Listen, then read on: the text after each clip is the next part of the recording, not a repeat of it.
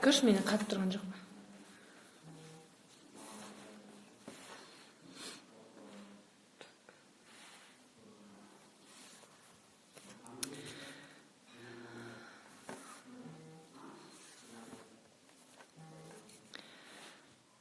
Қайырлы кеш. Қайырлы кеш, қалайсыздар? Сәлеметсіз бе, қалыңыз қалай? Кішкене кешірім сұраймын, жөтел, тұмау болып жатыр кішкене.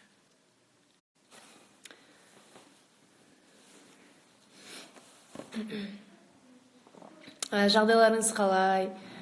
Жаңадан қосып жатқандар болса, кім қай қаладан, 34-ші ағымнан бар ма?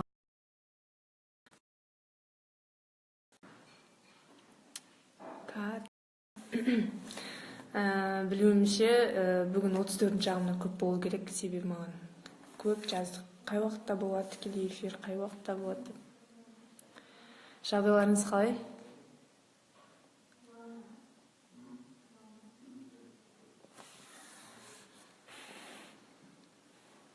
Айсұлу Астана, керемет. 34-ші ағым Түркістан, керемет.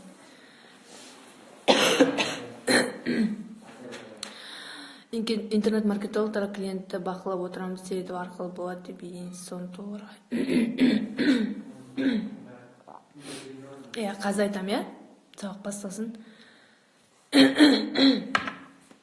Достар, жалпы жөтелді 24 сағатта қойғызатын бір дәрі болса айтыңыздаршы маған. Қарағанды 34-ші ағым, керемет. 17-ші ағым, күшті. Санел 2-ші желтоқсан күні келеді. Санел отбасымен бірге Қызылордада. Кеш жарық қалайсыздар? Бүгін жалпы күшті инсайттармен бөлісем дедім, сосын сұрақ жауаптар маған жеке келіп жатқан. Шынымды айтсам, мен сұрақ жауаптарға жауап беріп үлгере алмай жатырмын. WhatsApp-қа, Telegram-ға жазып жатыр. Сапар Фариза.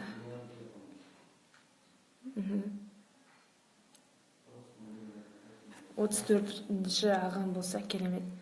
Негізі ертең 34-ші ағымға арнайы вебинар болады. Осы өтілген сторителлинг бойынша, офер бойынша, копирайтинг бойынша сұрақ жауаптар. Онлайн. Курс бар. Мен қазіргі фокусым сол курста болып жатыр. Қазір автоворонкасын жасап, курсын сабақтарын қайта түсіріп жатырмын.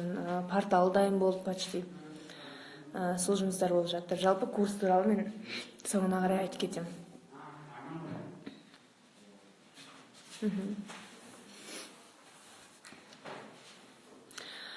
Офлайн қалай жасаймыз, нені қалай жасау? Жалпы мен курсымда офлайн жоқ. Өзі айтып тұрғандай, онлайн копирайтинг деп айтып қойдым. Тек қана копирайтинг бойынша 40 оферді қашан жүресіз. 40 офердің шаблоны ма сізге? Шаблон бізде дайын тұр. Тез сауығып кетіңіз, жөтелді кетіру үшін май мен спиртті араластырып, уқалап, терлеп ұйықтаңыз дейді. Қандай май болса. Жалпы достар, мен бір факт айтайын. Маған аптекада жұмыс жасайтын танысым мүлде ол дәрілерді ішуге тыйым салды.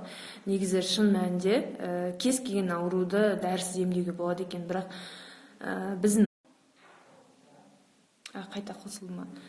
Қайта ұстады ғой деймін. Арман болды, нормально істеп тұр. Қосылды, Менде солай болып қалады. Сол жұмыстармен айналысып жатырмыз. Жалпы есіме қалғандар болса мен жалғастыра берейін. Біз жақта теледидар что-то сондай. Что-то менікі қатып қалып жатыр, достар, Супер массаж. Достар, лайк баспай қояйық. Қатып қалады екен ғой. Достар, енді арасында осындай болып қалуы мүмкін. Сұрақтарыңыз болса жібере беріңіздер, мен сұрақтарыңызға жауап бере берем. Одан кейін арасында жаңа инсайттармен бөлісіп отырамын, жақсы ма? Құрметті 34-ші ағым, сұрақтарыңыз болса қоя беріңіздер. Мен кешірім сұраймын, WhatsApp-тан және де көп жерлерден жауап бере алмай жатырмын. Жігер, қалайсың? Жазылдың ба? Мен достарым кіріп жатыр ғой.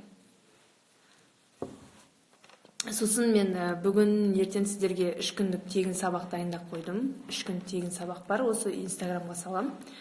Жақсы, негізі ешқандай монтажсыз тегін сабақ түсіріп жатырмын. Оның енді 5 минуттық сондай ғой, кішкене инсайттармен бөлісу туралы. Бірінші сабақты мен неге кәсіпті таңдадым деген тақырыпта шығардым. Достар, қайталап айтамын.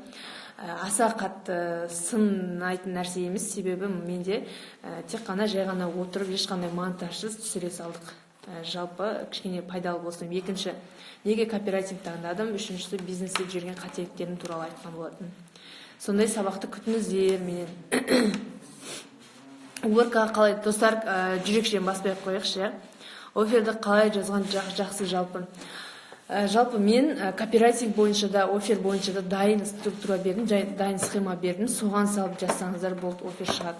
Уборкаға қалай офер жазуға болады? Уборкаға жалпы қанша теңгеден басталатындығын жазасыз. Екінші, ол кісілер срочно дейді ғой, асығыс кезде шақырады. Сол үшін қанша уақытта барып қызмет көрсететіндігіңізге жазыңыздар, жақсы ма?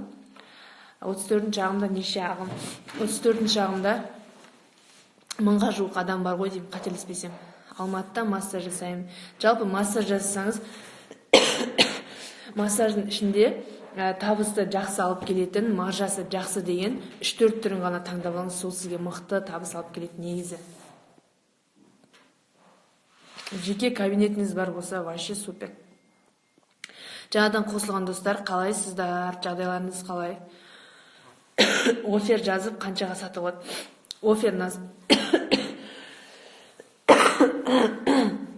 Оферді заказға жазатын болсаңыз, негізі мен 2 оферді, 3 оферді 20 000 теңгеден жоғары жазған күндерім болған.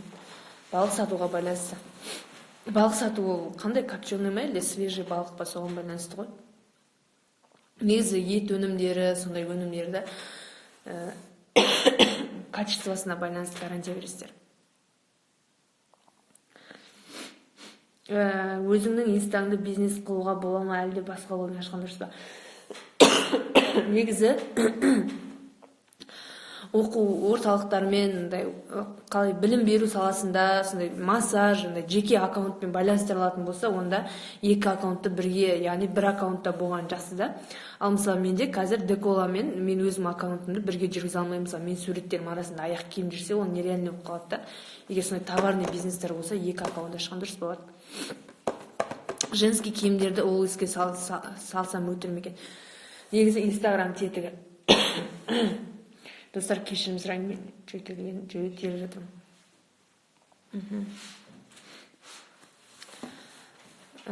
Тағы достар, қандай сұрақтарыңыз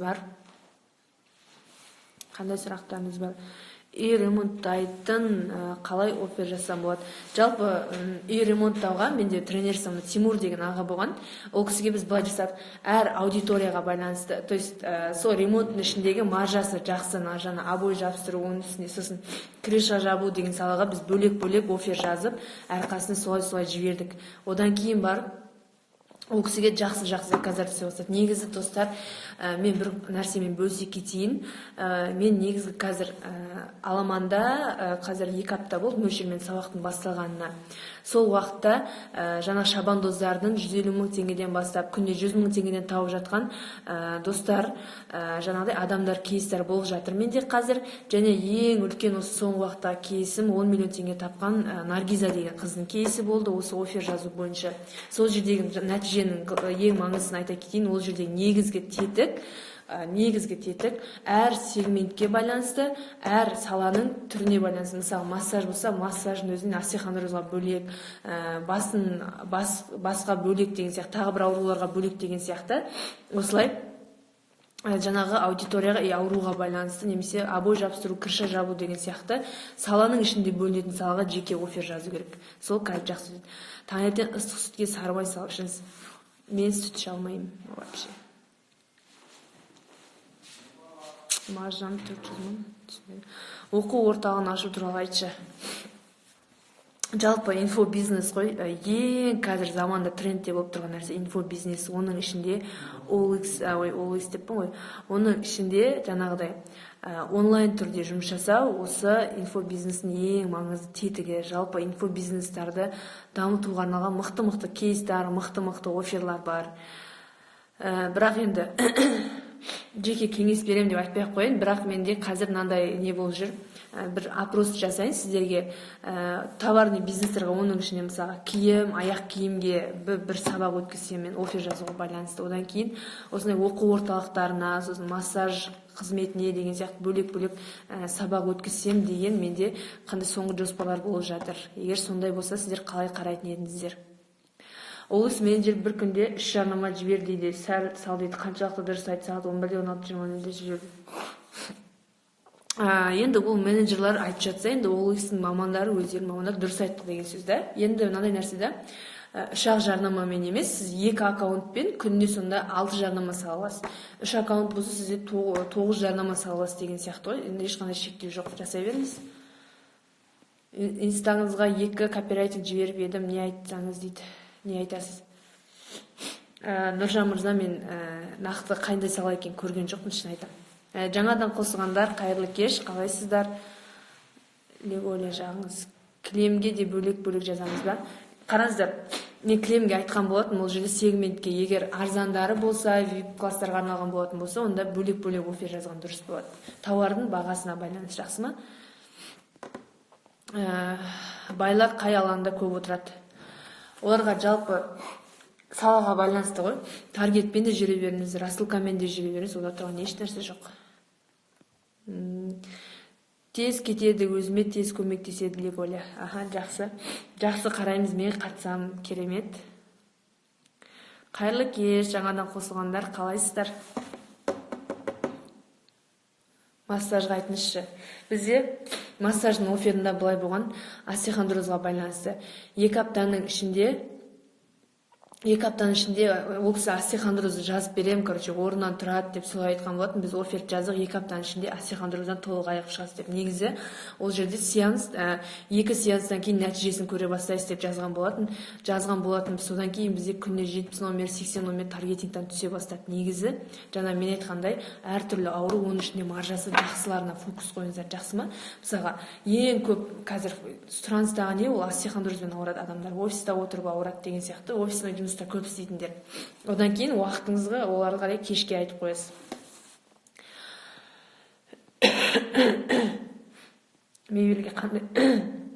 Мебельге сегментке байланысты.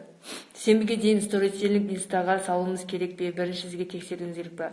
Маған тексерудің қажет жоқ. Мен берген хэштег бойынша сторителлинг жаза бересіздер. Мебельге қандай офер жазуға болады?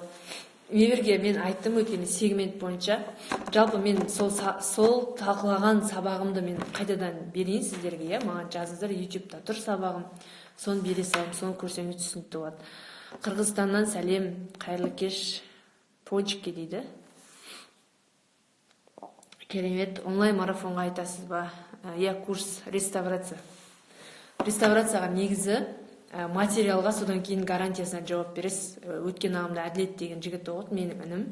Сол бірінші 2 айдың ішінде, 2 ай емес 50 күннің ішінде 420 мың теңге тапты. Қазір өзінің цехын ашып, солай жұмыс жасап жатыр, осы сала бойынша. Офер туралы телеграм каналға жіберіңізші дейді. Офер туралы телеграм каналымда бар, күнде жүрмін. Жалпы сіздер барлықтарыңыз мен каналымда барсыз ба? Қандай кітаптар ұсынасыз? Негізі бизнес копирайтинг, пиши сокращай, осыған байланысты. Как не сесть собаку деген кітаптар бар. Негізі Дмитрий Котты, содан кейін қазір мен ең көп қарайтыным негізі москвалық білімдерді қараймын. Одан кейін Сила слова деген не бар. Сол кітапты да көбірек оқуға кеңес беремін. Жалпы мен алдында салған болатынмын. Аяз атаның костюміне сұраныс көп, бірақ алдына төлем жасайсыз десем, кетіп предоплата дейсіз ғой. Сіз просто оны көндіре алған жоқсыз, себебі бұл жерде нарықта сіздің бағаңыздың тиімді екенін, сол жағын көбірек түсіндіру керек ол кісіге. Жақсы ма? Неге сізден қазір ол тапсырыс беру керек? Мен айттым ғой сіздерге 20 артықшылық деген сияқты. Жауап жоқ, шын деген сөз ғой дейді. Жын 0193. Не сұрадыңыз, айтыңыз, иә? Киім тігу реставрацияға офер айтыңызшы. Киім тігу реставрация. Негізі кез келген нәрсе, кейбір заттар качествоны талап етеді. Кейбір заттар гарантияны талап етеді, мысалы, мынанша не береді деген сияқты. Кейбір салалар жаңағыдай жасалу уақытына гарантия береді. Сіздің салаңызға, сіздің клиенттеріңізге не маңызды, просто соны бересіздер. Керемет, майын тамыз айтсаңыздар, тегін емес қой дейді. Бірінші сабақты қайталап көрейін десем, ашпайды, неге? Сілтемені көрдіңіз ба сіз? Ашық сілтеме кеткен болатын. Автозапчасти аксессуарға қалай қарайсыз? Жақсы қараймын. Араб тілінен курс керек, мықты нәтижесіне беретін адам алыстырыш керек дейді. Білмеймін. Мен жоқ телеграм каналда. Телеграм каналға тіркеліңіздер. Жалпы қараңыздар, достар, көмерді әркім әртүрлі түсінеді. Негізі өмірдің әр сапасын айтады. Денсаулыққа, кәсіпке, барлық жағынан көмер әртүрлі болу керек. Негізі ең бірінші, мысалы, кәсіпте көмерім, ол мен Деколада, мысалға, Запуск деген кәдімгі миллиардный оборотқа шығарған, сатылған сондай компания, ол менің кәсіптегі көмерім. Және де менде копирайтинг бойынша осы жағынан, барлық жағынан, маркетология жағынан мен көмерім Ая Сағадар. Ал тренерство жағынан, кәсіпкерлік жағынан, мысалы, Ахметбек ағай мен көмерім. Сол сияқты денсаулық жағынан басқа, отбасы жағынан басқа деген сияқты әртүрлі салада көмер әртүрлі болу керек. Неге? Себебі қараңыздар, бір адам барлық жағынан идеальный болуы мүмкін емес. Ондай адамды мен әлі көрген жоқпын. Біреу кәсібі керемет болғанмен біреудің несі дұрыс емес деген сияқты, денсаулығы дұрыс емес деген сияқты әркімде әртүрлі. Мен сондықтан менің әртүрлі салада көмерім әртүрлі. OLX менеджері мақтады ғой, жақсы жазасын дейді. Премиум классқа сала бар дейді. Айтпақшы, роботтар 2 күннен бері звондай береді дейді. Қандай робот звондап жатыр? Визажистерге қандай офер жазуға болады? Негізі оларға ұнайтындығына жазу керек. Ұнайтындығына, сосын барып выездной барып жасайтын болсаңыз, сонда сол жақсырақ өтеді. Басыңыз ауырып шашсаңыз қандай жаттығу жасайсыз, қалжың емес дейді. Мен шынымды айтсам, мен басым ауырса, өте сирек болатын нәрсе. 3 айда, 4 айда ғана мен басым ауыратын шығар.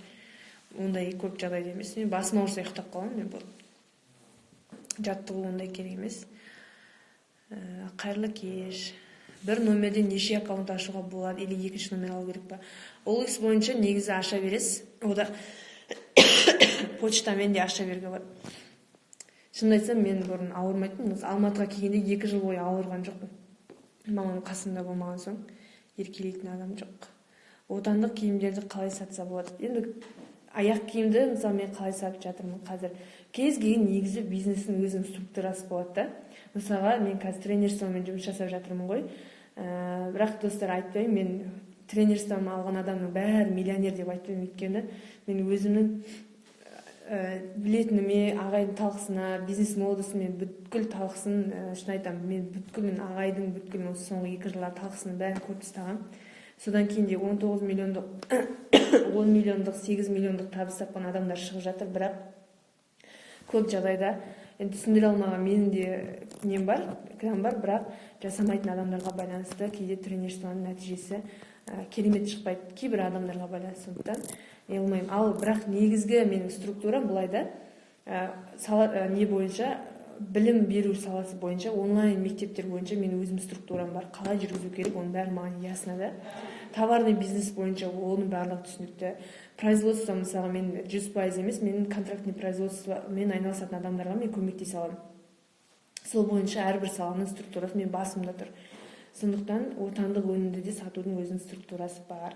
Деколаны алып бірге көшсеңіз болады. Инженер, құрылысшы, сметчик, яғни құрылыс есебін жүргізу, копирайтинг, қосыңызшы. Копирайтингтің мен 3 түрін айтқан болатынмын. Сол 3 түрін қосыңыздар. Негізі маған қазір жақсы отзывтар келіп жатыр. Кешегі сабақтан кейін де сторителлинг бойынша да жазып, және копирайтингті кешегі қайталау сабағынан кейін де табыс тапқан адамдардың отзывтары түсті. Сондықтан Қараңыздар, кешегі мен айтқан сабақты бірге бір қайталаңыздар. Мен одан артық дәл қазір білім жоқ негізі. Офер жаза алмасаңыз, мықты жазатын адаммен бірге отырып жазыңыз, жақсы ма? Сосын басқа аккаунттардан іздесек, басқа аккаунттарды қарасаңыздар, ресейлік, мен қазақстандық деп айтпаймын, ресейлік аккаунттарды көбірек қараңыздар. Сол жерден негізі сіздерге керек нәрсеңізді табасыздар. Ресей очки кимесең әдемі екенсің дейді. Маған опрос жасаған кезде 70% очки кисең әдемісің деп айтқан болатын. Қайрылтын сұрақ қою арқылы копирайтингтегі жетістік тәжірибе ет саласы қандай кеңес бересіз?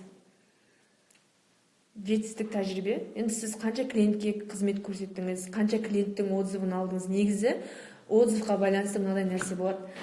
Отзывқа байланысты достар, тыңдаңыздар. Сізде повторный клиенттің саны қанша? Мысалға ет алса, ол келесі жол тағы етке заказ беру керек. Мысалы 2 аптадан кейін болсын, 1 аптадан кейін да. Вот мысалға мен қалай сатып жатырмын? Бізде алған клиенттер 70-80% қайтадан алып келіп жатыр деп. Мысалға бізде деколорный аяқтем алған клиенттер орта есеппен 3 клиенттен алып келеді біреулері. Сондықтан біз осыны айтып алға тартамыз. Сізге де солай жасау керек.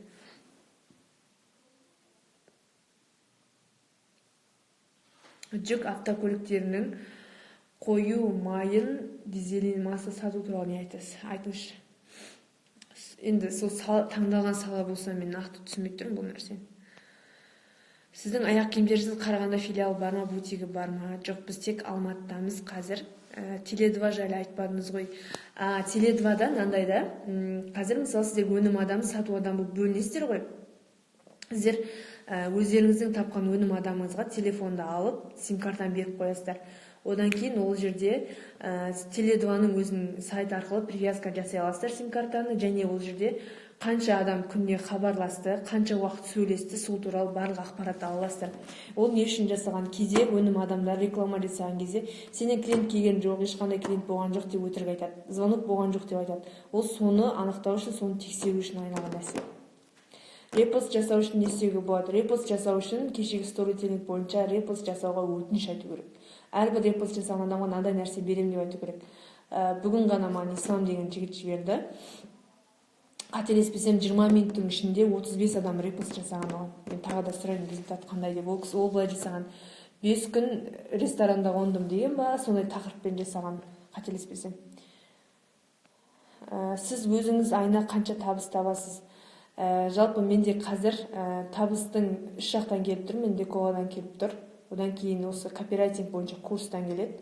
Одан кейін сайт жасаудан келеді. Бірақ нақты қанша табатынымды айтуға болмайды маған. Шетелдің видеоларын қалай аударып көруге болады?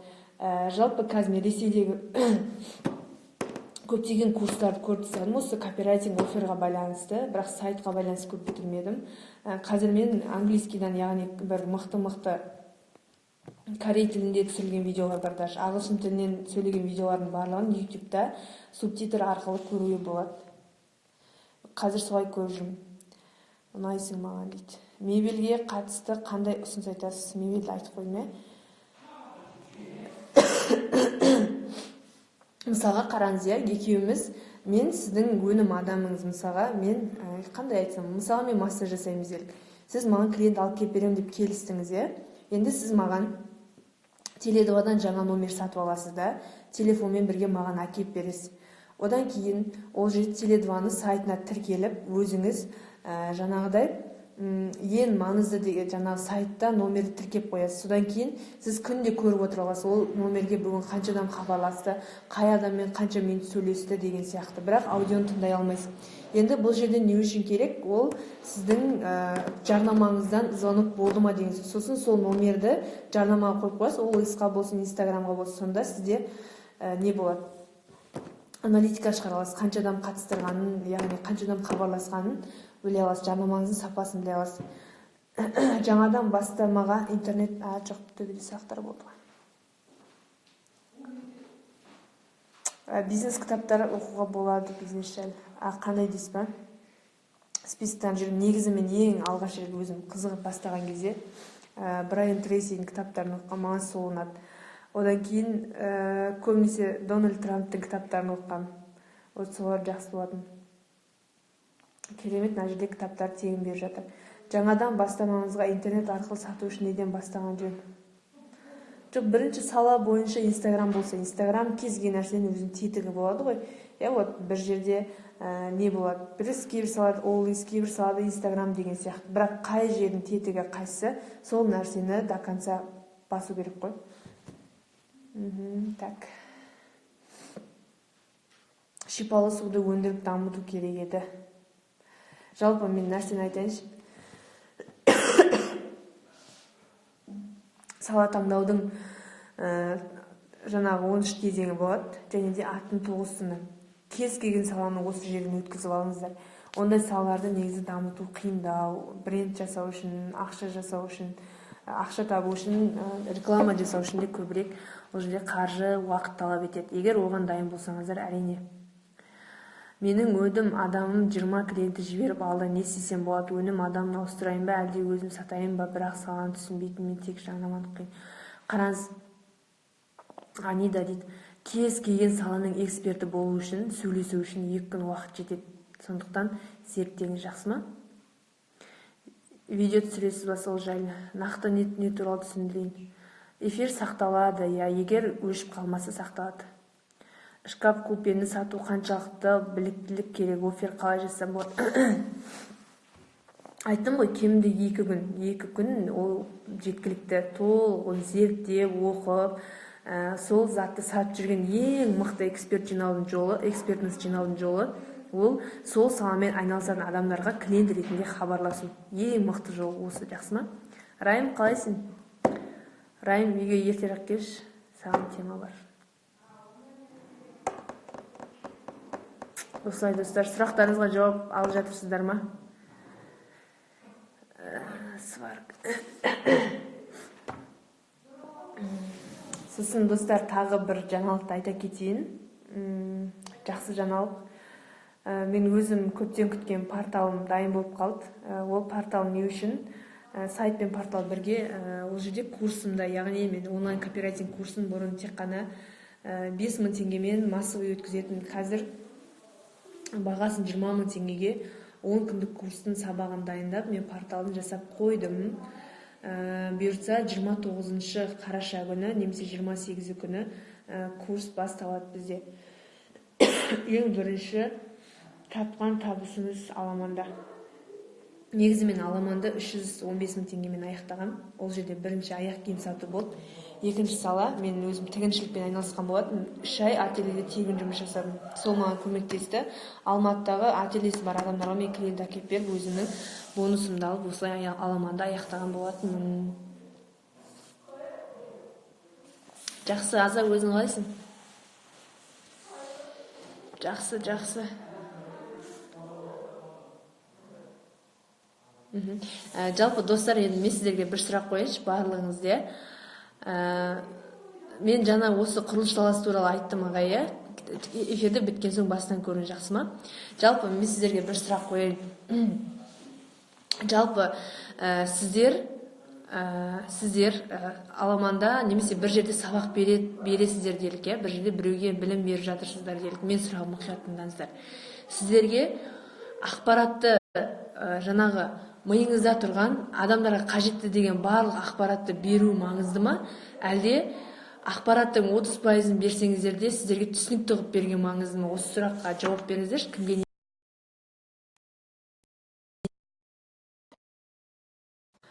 достар, жүректі баспай ақ қояйық, қатты қалып жатыр. Бізде Шымкентте еттің бағасын арзан, конкурент көп, қалай клиент жинасам болады? Кез келген қалада жасайды. Доставкасын уақытын айтсаңыз, сосын еттің тазалық етігін, таза ет екенін дәлелдейтін сертификаттар болады екен ғой, соны айтсаңыз болды. Маркетолог саласын таңдап алып едім, 5-6 адамдарға жазым, сұраныс бар, бірақ үлгере алмаймын ба деп ойлаймын дейді. Бірінші, сіз үлгере алмайтын деңгейге жетіңіз, жақсы ма? Содан кейін сонда айтасыз. Маған бүкілін тез берсе де ма? Осы сұрақтарға, достар, мен сіздерден де біраз сұрайын. Түсінікті етіп жеткізген. Егер түсінікті етіп жеткізсе, ақпараттар берген уақыттың ішінде ақпараттар сыймай қалуы мүмкін. Біраз ақпарат қалып кетуі мүмкін. 30% болса түсінікті.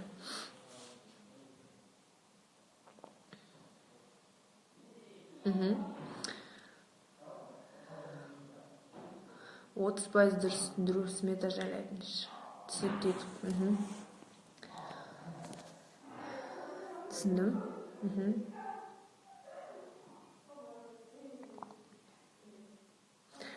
Жақсы.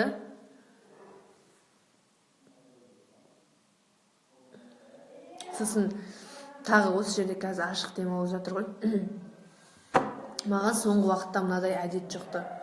Ақпаратты барынша тез жеткізу үшін менде тез сөйлеу деген әдет қалыптасып қалыпты. Мен содан қазір сол нәрсемен жұмыс жасап жатырмын. Құрметті 34-ші ағымдар, маған сол жағынан сіздерден кері байланыс керек болған. Қалған ізденеміз, группама түсіндіріп көрдім, керемет дейді. YouTube'да канал бар ғой, сіздің сол жақта жеткілікті, иә. Жалпы мен каналым қалай, YouTube'да сабақтарым ұнап жатыр ма сіздерге? Мен арнайы отырып сабақ түсіруге уақытым жоқ. Аламанда түсірген сабақтарымды балдар қиып каналға соларға салып жатыр.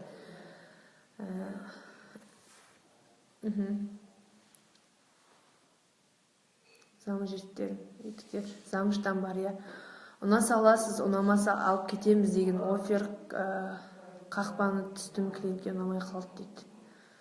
Енді клиентке ұнамаса, енді біз айттық қой сізге 100% тауарға сенімді болған кезде жасаңыз. Егер тауарға сенімді емес, гарантия качествосына бере алмасаңыз, оны доставкасына беріңіз деп. Мен ағзаға өте шипалы суға шығарып жатқан соны дамытсам дейді. Жаңа мен айтып кеттім, сұрақтың жауабын рахмет көп, Ұлпан ханым түсініп көзіміз ашып керек. Жақсы. Тез сөйлеп арасында түсінбей қаламыз дейді, иә. Мен онымен жұмыс жасап жатырмын. Өте тез емес, норм. Иә, ақырын түсінікті бұрынғы видеолар. Иә, сізден тез сөйлеген сөздеріңізді кейде түсінбей қаламыз дейді. Жаңа мен сіздерден сұрағаным сол болатын. Жалпы приоритетті қайда қойсаңыз сол болады. Сосын тағы бір нәрсе айта кетейін. Мен Мәскеуден алып келген білімнің 50%-ын ғана мен қазір қорытып үлгердім. Ол бір тақырыпты ашып, оны толық зерттейсің, оны адамға беру үшін айтасың деген сияқты ғой.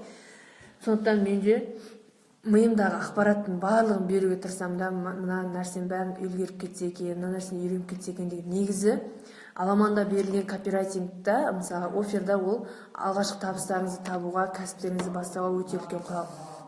Ал бірақ жарнамасын жан-жақты дамытам, осы саланы кәсіп қылып аламын, мысалы айына 250 мың теңге кемінде табам дейтін адамдар үшін менде өткен курста болған балдар, қыздар қазір осы копирайтинг бойынша жұмыс жасап табысын тауып жатыр да. Сондай сала сол жағынан толығырақ зерттеймін дейтін адамдар үшін менде арнайы курста сол жерде толық көрсетіп жазып жатырмын жалпы. Түсінбей қалдым дейді. Женский киім, енді сізге тетік ол емес қой енді. Тек кооперативте мысал келтірсеңіз дейді. Жалпы мен сіздерге неге айтамын, мен тек қана тақырыптың өзін 6 ай зерттедім. Тек қана тақырыптың өзін. Қай сөздер өтеді, мен сіздерге ключевой сөздер, оны бас әріппен жазасыздар, қай салада қандай болады деген, оның барлығы практикамен келген нәрсе. Оған менің ақшам кетті, уақытым кетті, оған менің энергиям кетті да. Ең басты нәрсе ол бізде тақырып. Өзіңіз білесіздер ғой, OLX-та болсын, Instagramда болсын, тақырып мықты болмаса ол өтпейді. Ал копирайтингті сіздер өте дайын шаблонмен жасаңыздар. Ол қарапайым, копирайтинг шын айтамын, қарапайым, оны күрделендіріп, оны үлкен тема алып қараудың қажеті жоқ та. Мысалы, мен проблемасын шешу арқылы жасау дедім. Сол проблемасын шешу арқылы жасауға тек қана сұрақтарды жауап жаза саласыздар. Болды, отырын ешнәрсе жоқ. Возраженияға байланысты дедім, возраженияға байланысты тек қана жаза саласыздар. Вот просто сол ең мына жерде кішкене ойландыратын нәрсе ол тақырып жазу. Даже оның да структурасын беріп тастадық, иә? Вот сондықтан кез келген нәрсені қиындатпаңыздар, қарапайым. Услуга неге қымбат дегенге неде жауап береміз. Енді қараңыз, Бақытжан мырза, ол сіздің салаңыз. Ол саланың неге қымбат екенін сіз жақсы білесіз, маған қарағанда, дұрыс па? Сондықтан сіз өзіңіз жауап беріңіз. Мен ол кісіден куртка сатып жатырмын дейді. Жақсы. Тақырып қызықты болу керек па? Әрине қызықты болу керек тақырып. Одан кейін фактпен болу керек тақырып деген. Одан кейін маңыздысы адамды елең еткізетін болу керек. Кешегі сторителлинг сабағында болдыңыздар ма? Жалпы барлықтарыңыз, құрметті 34. ИП ашқаннан кейін оны жабу қиын ба дейді. Білмеймін, адамдар қиын деп жатады. Мен ИП-мен жұмыс жасамаймын, мен ТО-мен жұмыс жасаймын. Маған қиын емес. Алдын 50 000 курс, ол қандай курс айттыңыз? Ол курс емес, ол тренерство, ол бөлек тек қана аламанда оқитын кісілерге арналған. Мен сізді жылдам сөйлейді деп ойламаймын, тек кей тақырыпты аша алмай қаласыз, тәжірибе жинай келе дұрыс болып кетеді. Мүмкін, иә. Болдық дейді. Қазір бізде сағат қанша болды?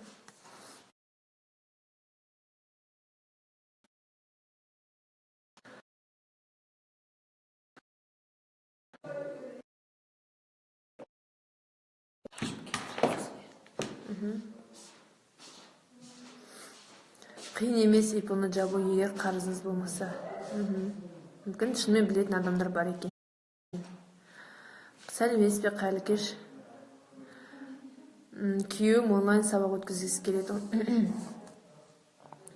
Нақты қандай сабақ екенін айтып кетіңізші. Жақсы, өзіңіз қалайсыз? Кітаптардың тізімін мен пост қылып жазайын, немесе мен каналыма салам, жақсы ма? Онлайн копирайтинг каналда. Сосын мен жастайынан бизнес бастаған дұрыс па дейді. Мынандай нәрсені айтамын да. Жалпы сіздерге қазір бізде soft skills деген нәрсе бар, ұйымдастыру жағынан, иә. Ешқандай бізге қиын емес, жасап, сіздер жассыздар да, мысалға, көп араларыңызда жастар. Сіздерге қателессеңіздер де болады, оған ешкім емес. Мысалға, мен де қателестім, мен де қателіктер жасадым. Бірақ мен жасым әлі 22-де, мен қателік жасасам, мен өз мойныммен алып кете аламын да, мысалы, өзіме жауап бере аламын. Сондықтан қателік жасау кешірілетін нәрсе. Сол кезде неге жасай салмадым деген өкінгенге қарағанда, главный жасадым ғой, қателік жасасам да деген сияқты нәрсе болған дұрыс сияқты. Мен солай қабылдаймын. Егер мен ол нәрсені, ол түсінік болмаса, мен бұндай жерде сіздерге сабақ өтіп отырмас едім. Кинотеатрға менің сұрағым жауапсыз қалды. Мен сізге айтып қойған болуы мүмкін, иә. Кинотеатрға қандай офер керек, нақты қандай кинотеатр? Опан апай, Крадика художник қазақшасын жібере аласыз ба? Телеграм каналға салайын, иә? Неге жауап бермейсіз? Қай жақта жаздыңыздар? Достар, мен кеше айтқан болып, сіздер мыңсыздар, мен біреумін. Барынша жауап жазуға тырысып жатырмын, сондықтан ренжімеңіз. Көмекшілеріңіз жібермеді дейді. Түсінікті. Подписчик жақсы посттар жазсаңыздар, креатив қоссаңыздар жақсы. Менен өтіп кете беріңіз. Мен сударға айттым, сізге айттым ғой. Достар, сосын мен бір қызықты қазір нәрсе зерттеп жатырмын. Инстаграмда тек қана нативный реклама болады ғой. Тікелей сату емес, айналдырып келіп оқиғамен байланыстырып сатуды мен қазір көбірек меңгеріп жатырмын. Және тәжірибеде өтіп жатыр. Жақын арада сол туралы мен пост салам. Мұқият қараңыздар, жақсы ма? Дайын жазған копирайтинг бар ма? Я копирайтингтарды 34-тің жаңалықтар чатына салдым, иә? Барсыз ғой сонда. Ұлан Мырзаның жылжымалы кинотеатр мектепке садик көрсету үшін. Енді ол жерге барып больно айтасыздар ғой, енді баланың жаңадан шыққан кино деген сияқты, развлекательный, ол балаға не үшін пайдалы деген сияқты. Сосын бір нәрсе бар, негізі ол жерге кіргізетін адамдар, мектептің жаңағы, қалай дейді, оқу бөлімі, сондай тәрбиеші жөнінде орынбасарлар болады ғой, солар. Негізі ол кісілерге просто алған заттан процент беремін деп солай ғана келісу керек. Сол кезде ғана олар келіседі, мен қателеспесем. Өйткені бұрын біздің мектепке де сондайлар келетін, сондай директорлармен сөйлесіп, келісіп, процентін алып сондай бір нәрсе жасап жүреді. Басқа да хэштег қосуға болады. Бірақ ББ деген кішкентай ББ емес, үлкен ББ болу керек, достар. Инстаграм пост жазған кезде ұзақ. Жалпы мен бір сұрақ қояйыншы, мен постты, маған сол тыңдау керек болып жүреді. Мен посттарым бәрі ұзақ қой, байқасаңыздар, иә. Сіздер соңына дейін оқисыздар ма мен постымды? Мен бүгін өзіме керекті ақпараттарды алып отырмын, сіздердің кері байланысты. Осыған жауап берсеңіздер, мен постым бәрі ұзақ. Және кез келген нәрсені жаза бермеймін, сондықтан сіздерге өтімді ма, мен жазған посттарым ұзақ оқисыздар ма? Бөлме гүлдерін сатумен айналысамын дейді. Оқымайсыз да сіз, иә? Тағы соңына дейін оқитындар болса, плюс қойып кетіңіздер. Жоқ, оқымаймын. Оқимын. Иә, соңына дейін. Иә, дұрыс, маған кері байланыс керек сіздерден. Сохранить, сосын оқимын деп қоямын. Арман. Онлайн сабақты кәдімгідей түсіріп, ол тарап кетпес үшін арнайы портал жасап, солай жасауға, бірақ ол қиын емес, өте оңай, сондықтан кез келген нәрсені күнделендірмеу керек. Иә, соңына дейін. Артық әңгіме тастап, керек ақпаратты алайық дейді. Иә, оқимын. Рахмет кері байланыстарыңыз үшін. Сосын тағы бір жаңалықпен бөлісе кетейін. Осы аптаның соңында дүйсенбі күні мен 4 күндік тегін сабақ сіздерге түсіріп қойдым. Сол 4 күннен бастап, дүйсенбіден бастап тегін сабақтарын көре бастайсыздар. Бірақ ол жабық группада болады ол сабақтар. Мен енді оқитын боламын дейді, керемет. Оқуға тұрарлық нәрсе жазасыз. Жақсы достар, рахмет. Жоқ, портал жасау қиын емес. Портал жасау өте оңай. Тіпті дайын, бір нәрсемен айтайын, дайын шетелдің дайын порталдарынан көшіріп алуға болады. Бірге бір оның бағасы 20 мың, 30 мың теңге болады. Курс қашан басталады? Менде курсым бұйыртса айдың соңына 28 немесе 29-на басталады. Жақсымын, өзіңіз қалайсыз? Нұрқуат аға, сіз ба? Тандырынан Талдықорған деген. Жоқ, инстаграмда болмайды, мен курсым арнайы порталда болады. Ол жерде сабақ болады. Мысалға, бүгін сабақ өтілді. Сіз бүгін көрдіңіз, ертең кешке дейін тапсырмасын орындап, содан кейін барып жібересіз. Сол кезде ғана модераторлар сіздің тапсырмаңызды қабылдаса ғана сізге екінші сабақ ашылады. Осылай 10 күн сабақты бітіресіз. Одан кейін барып, бизнес бастаудың тақырыптарын сіз жазасыз ба? Жалпы YouTube каналға арналған тақырыптарға мен өзім курсымнан өткен балаларды тәрбиеледім. Сол кісілер болады, арасында мен көмектесіп тұрамын. Қиын тақырыптар болған кезде, қиын салалар болған кезде. Ал көп жағдайда менің кемелденген тұлғам, мен өзгелемнің сайттың контенттерін жазумен айналысамын мен. Оны қалай көреміз? Сіздерге мен өзім хабарлаймын, жақсы ма? Жабық болғанда мен айтам сіздерге, мен сабағым басталды, 3 күнді көресіздер деп. Жақсы ма? Мен алдын ала айтам, жақсы ма? Мұқият қарап жүріңіздер. Нені қайдан сатып алады? Оны арнайы бір сайттардан болады. Жалпы түсіндіру үшін енді кішкене уақыт керек сізге, бірақ мына жерде басқа кісілердің уақытын алмай қояйық. Кешегі сабақтардың толық сілтемесін жіберіңізші. Сіздерге әлі жіберілген жоқ па? Жақсы, жіберейік. Пончикпен жасап сатып айналысайын деп едім, қандай офер? Енді ол жерде сату үшін сіздікі B2B бизнес қой, магазиндерге соларға сатасыз. Оларға оның үстіне маржасы қанша, сосын клиенттер қаншалықты тұрақты келіп алып тұрады, соған байланысты офер жазу керек. Тегін сабақтарыңызға жалпы қазір YouTube-тан көре беріңіздер. Мен дүйсенбі күннен бастап бұйыртса шығаратын боламын. Мен оны өзім сіздерге толығымен түсіндіремін, жақсы ма? Очки кимесең әдемі екенсің дейді. Екінші адам айтып отыр. Әлде сіз 2 рет жаздыңыз ба? VIP классқа қараңыз, мен айттым. Мынанша теңгеден басталады квадрат метрі деп офер жазғаннан кейін соны жазып қоясыз. Одан кейін 14 күннің ішінде, 10 күннің ішінде дайын болады дегенін қосасыз. Сосын гарантиясын қоссаңыз, VIP класстар сізге өздері үшін шығатын болады. Сосын айттым ғой, VIP классқа деп жазсаңыз болады. Копирайтинг курс бар, мен өзімнің жеке курсым бар. Осы айдың соңында басталады. Директқа жазсаңыздар болады, сұрап ол туралы. Қазір сторителлинг актуалды болып келе жатыр ғой деймін, сол жайлы жеке курс бола ма? Менің жаңағы 10 күндік курсымда осы сторителлинг толығымен ашылады. Ол жерде 2 күн соған уақыт кетеді. Одан кейін инстаграмдағы нативный рекламаға байланысты тағы да 2 күндік бөлек сабақ болады. Жалпы 10 күндік курстың ішінде осылар толығымен кіреді. Неше күн курс? 10 күн болады. Курстың бағасы негізі 10 күнге 20 мың теңге. 10 адамға арнайы бір модератор жұмыс жасайды. Күндіз-түні сол кісілердің сұрақтарына жауап беруге. Қазір мен негізі 5 модератор дайындап жатырмын. ББ-да оқыдым, не кедергі екен білмеймін, әлде жұмысым кедергі ме? Негізі кіріскен соң осылай до конца жасау керек. Кезгі нәрсені әр жерден бір алмай, фокусты қойып жасау керек. Арман мырза, жақсы ма? сторителлингтерге қандай тақырып жазса болады. Строительдерге емес, сторителлингте оқыдым ғой. Строительдерге мен жаздым ғой кеше, жаңа айттым. Біз айттық, саланың ішінен бөліп алдық. Обойға бөлек, төбедегі не потолоктарға бөлек деген сияқты, сол сияқты бөліп жазыңыз. Оларға ең маңыздысы уақытында бітіру, содан кейін әрбір просрочный, әрбір кешіккен күнге қанша теңге минусовать етеді, немесе қанша теңге скидка болады деген сияқты. Тек қана осы әрбір кешіккен күнге 20% не болады деген сөз үшін 8 миллион теңге тазы табыс тапқан осы аламанда мен тренер санда болған кісі. Сатылым әкелетін видео сабақ қалай түсінуге болады. Сатылым әкелетін видео, оның ішінде толығымен негізі достар бір құпияны айтып кетейінші. Жалпы сіздер клиенттермен сөйлесесіздер ғой, соның өзіне ключевой сөздер болу керек. Клиенттермен сөйлескен өзі, мысалға біз айтамыз, сізде мына зат сатасыз ба, сапасына гарантия бересіз ба десе, сіздер я дей саласыздар, олай емес. Әрбір сөз сатылу керек.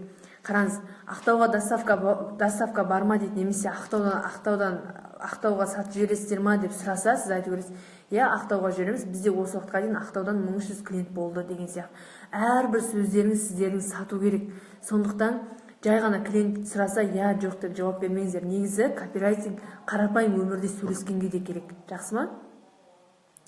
Сценарийдің барлығы толық копирайтингтен тұрады. Оффері да, оның басы да тұрады. Жалпы қараңыз, біз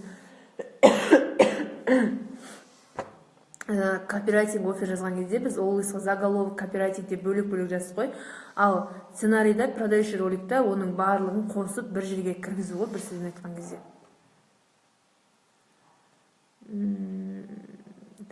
Комиссиядан тоқтаңыз. Комиссиядан қалай құтылуға болады, оны түсінбедім. Ұлпан ханым, электрикке оффер копирайтинг жәрдем беріңізші. Жалпы сіз маған жазғаныңызды жіберіңіз, жақсы ма? Мангалға қандай тақырып жазса болады? Мангалға енді мынандай ғой, мангалды не үшін алады адамдар? Ол аудиторияға бөліп алады, тоже табыс тауып, шашлык пісіріп, табыс келетін адамдар болады. Өздері қыдырып жүріп, солар үшін келеді. Енді олардың аудиторияның әрқайсының қажеттілігі әртүрлі. Сондықтан әрқайсының әртүрлі. Достар, мен маман анықтау, сегментке бөлу деген нәрсенің бәрін бекер айтып жүрген жоқпын. Өткенде мен сіздерге Кашаның видеосын түсіндірдім, Мысалға, мен сіздерге барлығыңызға отырып, осы жерде қазір мен түрлі тақырыптар талқылап отырмын, келісесіздер деп ойлаймын. Бірақ бәріңізге отырып, Деколаның отзывы мен Деколаның офферін талқыласам, сіздерге ол қызық емес қой, дұрыс қой. Сол сияқты сіздердің аудиторияларыңызға да барлық нәрсені айту ол қызық емес. Сондықтан аудиторияларыңызды бөліп аласыздар, оның сегментіне байланысты бөліп аласыздар. Сегменттегі естеріңізде болмаса қайталап айтып кетейін. Ол жерде бағасына байланысты стандарт, эконом, VIP деген сияқты. Жақсы ма? Соған байланысты бөлек жазасыздар. Орысша жазу керек пе? Мен Қостанайдамын. Әрине, бізде өкінішке орай орысша көбірек, сондықтан 40-60 жасаңыздар, жақсы ма? Маманы қалай анықтайсыз? Маманы менен алуы мүмкін адамдар. Ең қарапайым мысалды келтірейін. Менен алуы мүмкін адамдар енді мынандай нәрсе түсініңіздер. Сіздерде қараңыздар. Сіз 3 жасар баланың киімін сатасыз, бірақ 3 жасар бала ол киім алуға шешім қабылдамайды. Оған шешім қабылдайтын мамасы. Осыған қарап, ақшаны кім алуға ақшаны шешім қабылдайды, кім? Осының барлығы мамалар, жақсы ма? Аудиторияны сегментке байланысты бөлесіздер және қажеттілікке байланысты бөлесіздер. Жақсы ма? Солай айтыңыздар. Біреуге мысалға қараңыздар, мен сіздерге ертең копирайтинг курсының рекламасын шыққан кезде бір құпиямен бөлісейін. Сіздерге мен бөлек-бөлек пост жазам. Біреу сторителлинг арқылы, біреу OLX-тан тауарын сатамай жүр. Мен ол кісіге бөлек реклама жүрмін. OLX-тан қалай сатуға болады да, мысалға текстін айтып. Инстаграм арқылы қалай жақсы контент жазып, подписчиктарды көбейтуге болады, немесе Инстаграм арқылы қандай текст жазып сатылымды көбейтуге болады деген сияқты. Әрқайсыңыздың, сіздер отырған әрқайсыларыңыздың бойдарыңызға байланысты мен әртүрлі тақырыппен копирайтинг жазып жіберемін сіздерге. Вот сол сияқты аудиторияны осылай бөлесіздер. Мысалға менде жалпы онлайн копирайтинг курсы, бірақ әрқайсыңыздың қажеттіліктеріңіз әртүрлі. Біреуге сторителлинг керек, біреуге сайт контенті керек, біреуге тек қана оффер үйренген керек, біреуге тек қана тақырып керек деген сияқты. Жақсы ма? Мен курсым келесі аптаның соңында 28-29 қараша күні басталады. Канстауарға қандай оффер жазуға болады? Жалпы мен айтам, көп жағдайда оның доставкасымен жасаңыз, бірақ базарда тұрған кезде оны кімге қалай көрсетесіз, ол да сізге сұрақ белгісі да, салаға да байланысты мән беріп қойыңыздар, жақсы ма? Таргетинг қалай жүргіземін? Таргетингтің арнайы сабақтары бар, сосын аламанда 3-ші аптада, 4-ші аптада осы таргетинг сабақ болады. Жалпы көп адамдар таргетингтің қадірін түсіріп тастаған. Негізі ол ондай емес. Алдында өткізем деп едіңіз дейді. Таргетингті көп адам қадірін білмейді негізі. Оны жібере салып генерация лидоппен холодный клиенттер жинап алып жасай салады. Ол негізі дұрыс емес. Сондықтан қазір таргетингтің неше түрлі фишкалары бар. Даже мен сіздерге айтайын ба? Қазір мен Райымбек деген жігітке мен өзім таргетингті жасап жүрмін. Ол жігіт кәдімгідей бізге түскен заявкалардың барлығы бізге кәдімгідей горячий түскендер да. Мысалы, осылай мен қалай сатып алсам болады, тапсырыс берсем болады деген. Және біз жасаған кезде 33 адамға звондадық. 33 адамның 33-іден номер қалдырған білет. Демек, ол качественный жасаған таргетинг деген сөз. Сол сияқты жасау керек. Алдында өткізем деп едіңіз ғой. Торту мен метод персонажды әлі күнге шатастырам дейді. Метод персонаж ол тұлғаны анықтау, мамаңызды кім екенін анықтау. Ал 4U деген сол заттың пайдасын, ерекшелігін, нақтылығын, жылдамдығын көрсету үшін. Курсқа қатысу үшін маған жекеге жазыңыздар. Неге менің сұрағыма жауап бермейсіз дейді. Кешірім сұраймын. Таргетинг ұғымын. Таргетинг деген сіздің салаңызды нақты қажетті адамына көрсету, бір сөзбен айтқанда. Достар, сағат қанша болды Аида? Сағат 22:53. Уақыт болып қапты. Мен офермен мәтін жазып сізге дайректке жіберемін. Мен негізі мынадай адамдар келеді маған, менің салам мынау, маған офер жазып берші дейді. Мен айтамын, ағай, сіздің салаңыз өзіңізден басқа ешкім офер жаза алмайды ғой, мен тек қана бағыт бағдар беремін, сіздің салаңызды өзіңіз жақсы білесіз деп айтамын. Ал маған менің мынандай жазып едім, менің тексеріп беріңізші деген адамдарға мен удовольствие алып тексеремін. Бірақ кейде үлгермей қалатыным бар. Таргетинг офер деген не мағынасын түсіндіресіз бе? Офер деген бас тарта алмастай ұсыныс жазу. Таргетинг ол өзіңіздің Facebook арқылы настройкасын жасап, одан кейін өзіңіздің қажетті аудиторияға көрсету. Курстың бағасы 10 күнге 20 000 теңге. Шыңылдап кетті ғой. Бізде домофон дауысы. Садик ашу оқу орталықтарына офер айтыңызшы. Жалпы рөл ойнай ма? Ойнайды. Мебель, сіздің сұрағыңызға мен 2 рет жауап бердім. VIP классқа шығу үшін для VIP класса сосын мынанша теңгеден басталады деген сөздерді қолданасыз. Сол арқылы өте тақырыбын жазасыз, одан кейін барып соны жазасыз. Мынанша теңгеден басталады, мынаншадан басталады деген сияқты. Сізбен кездескім келеді, кеңес алғым келеді дейді. Жақсы. Достар, біздің уақытымыз бітіп қалды. Мөлшермен. Сұрақтарыңызға жауап алдыңыздар ма? Қалай тікелей эфир ұнаса, сұрақтарыңызға бір инсайттар болатын болса, уақыттарыңызды бөліп тыңдағандарыңыз үшін рахмет. Мен де барынша білген біліміммен бөлісуге дайынмын.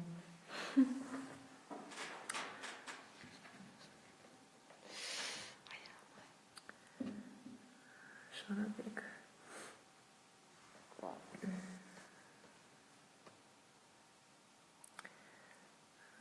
Қалды ана жақта.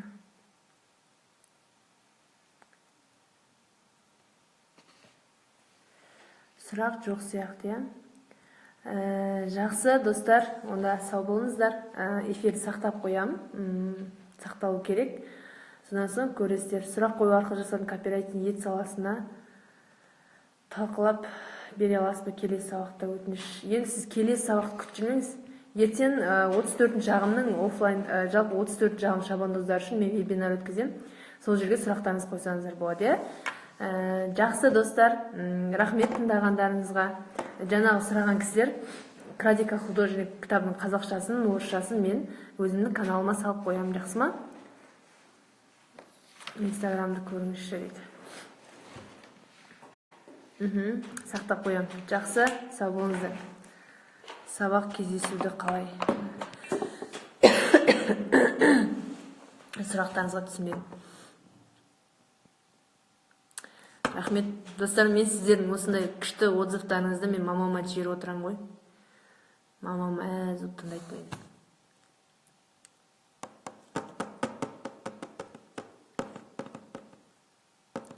Шамал тағы айтасыз ба дейді. Енді қазір инстаграмда уақытын бітіріп қойды, уже уақыт аяқталып қалды.